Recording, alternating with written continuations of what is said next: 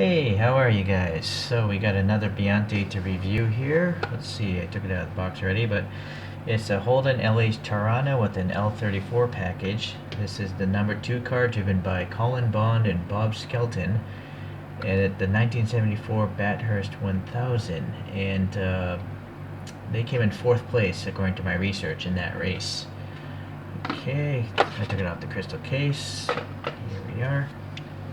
The Holden Torana is considered a mid-sized vehicle in Australia, and it's available originally from 1967 to 1980. The name Torana is an Aboriginal word, which means to fly. This is the 3rd generation that came out in 1974 originally. It was a completely new body style for the Torana series. Bunch of different engine choices, something as small as a 1.9 liter 4-cylinder all the way up to a 5 liter V8. They also had some 6-cylinder engines as well. The L34 option was intended specifically for the Bathurst race. It had some stiffer frame components and higher compression engine, and then most notably the bolt-on wheel arches. Only 263 of these were built apparently, so the internet sells me. And that's really all I learned about it. Unfortunately, at the Bathurst race, a Ford XA Falcon won that race. Okay, so let us take a look at this thing. So starting from the side, we got the nice really printing of this white onto the red with a black border. Although, what's going on here? Oh, is this a decal? I don't know if that's a decal or it's just printed twice. No, I think this might be a decal. Well, I'll be. Because look, I think there's an air pocket there. There's an air pocket around these wheel wells and an air pocket over that door cut. So that's a little scary. Yeah. No. I'm sorry guys, it's really hard to tell on these things. See, what makes me think it's not a decal is I don't see any of the wrinkly clear stuff, you know. A decal always seems to have a little bit of clear decal material on the outside of the graphic. But I don't see any of that here. I just see black and then the next thing is the red underneath it. I also don't really see any of the wrinkliness that you would see on a decal. You know, decals are not perfectly smooth. So, I don't know, it's weird. I don't know if this is just extra paint, but this is really a mystery here. It looks like it's an air pocket, but I think it might just be extra white paint. So, I don't know, sorry, I'm trying the best I can. But look at this tiny little mirror, it's pretty cool. It's got a little silver on it, but it's such a small mirror, and it's mounted so low, which is not actually accurate according to the photographs. It should be mounted up here. So that makes me wonder if this thing is pinned in or glued on. I think it's pinned in. I kind of feel like I see a tiny gap there. So I'm not sure why they did that. Maybe it's because if they put a hole here, they might get some weird casting problem there. Or possibly they drilled the hole after the casting and someone just drilled in the wrong spot. Not sure. Well, anyways, it's kind of interesting to see such a small mirror. It's too bad it's a little bit too low. Should be able to look up here. Okay, what else is on the side? We got, well, looks like a tiny bit of red and black paint on the plastic window, because you can see a tiny gap of air there. And also there's a pretty thin roll cage in there. So that's pretty neat. You can see it coming down there. So that's pretty good. There's a little silver on the door handle here. Oh, both doors, yeah, right. Being a 4-door. It actually looks like a coupe. I guess it's a 4-door, obviously, but it kind of, I got the impression that this thing was a bit coupe, but anyways, it's not. So we got the 5-spoke wheels. Now, unfortunately, I don't think there's air passing between. I think maybe they're trying to simulate that's a disc brake or something. Or they're just lazy and didn't put air between the spokes. Yeah, it's too bad. Let's see what's on here. So this is a giant scoop that's going into the engine bay, looking at the real photograph. And this little vent goes pretty far in. There's some sort of ledge here, maybe more, it's a tiny little vent. Same there. And then you got a separate chromed bumper, and it's really reflective, very nice.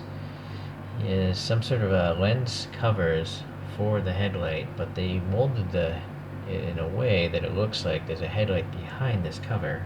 So pretty good. Yeah, it's pretty neat. And then we got texture in the grill, and then a tiny chrome. Yeah, it's chrome paint as well. So I think this might be a separate piece of plastic, and then the ridge is painted with this chrome. But it looks really good. I mean, it's not silver. It's literally a chrome finish. This is silver, right?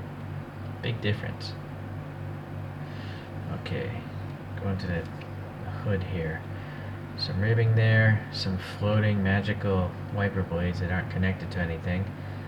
HCT, Holden, I forget. I think XLT Off-Road Bear told me what that meant, but I already forget. My bad. Hood pin graphic, not molded in.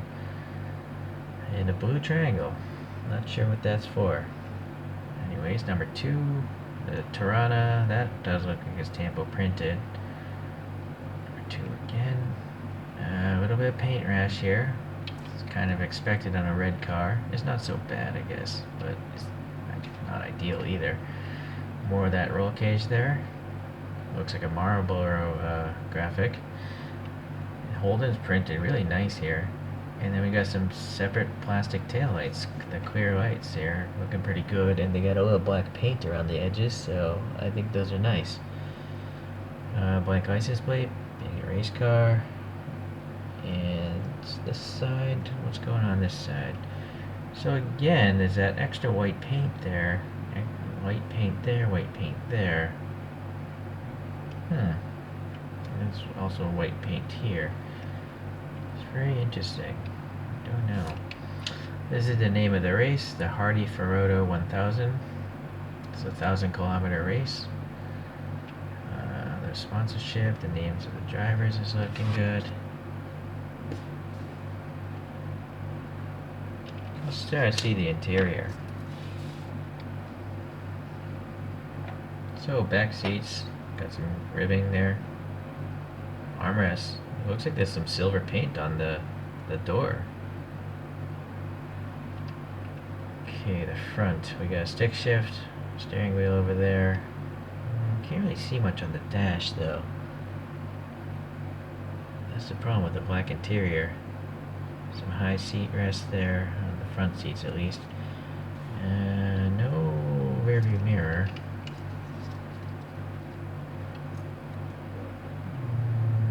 Let's see the dash. No, I can't, for some reason, can't really see the dashboard much. It's an elusive angle. Okay, I think there's a vent or something, a little glove box button or... Okay, so this roll cage. It's a pretty good roll cage actually. I mean, it's pretty high up. Maybe it's because the side glass is high up as well. But it looks pretty realistic. From the front view. Sorry, I can't get much else better there. Let's see the bottom. Cool. Alright, I didn't even notice this, but there's a side pipe here. Unfortunately, the end of it's pretty weak. It's, well, maybe it's not.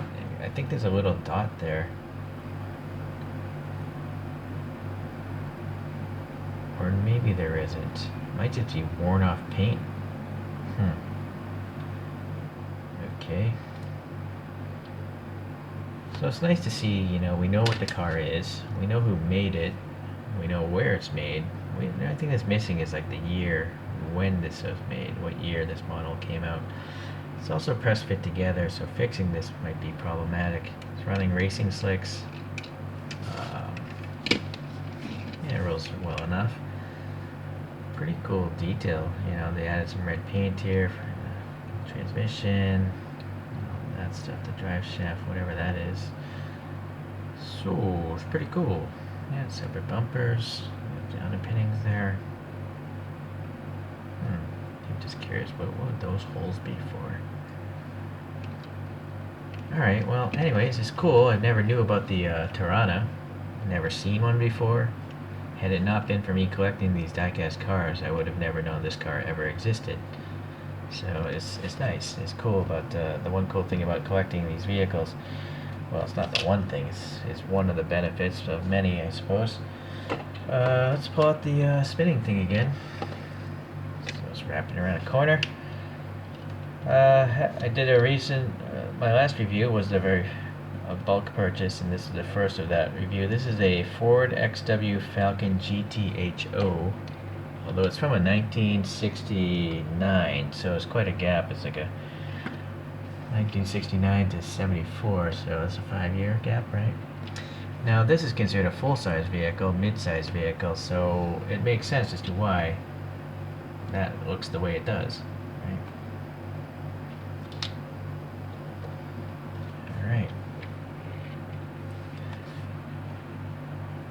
Alright. So, in continuing with my appreciation for Biante, it's there's nothing wrong, really. A tiny bit of paint rash, but I imagine this model is pretty old. I imagine it's over 10 years old, but I might be mistaken. If anyone knows better, please let me know. I think it's a great model. It's just cool to see something different. It's kind of an ugly car, though. I'm not sure what you guys think about it, but I still like it. I'm glad I have it in my collection, so if you're interested, check out Biante online and pick one up yourself. Alright, see you guys.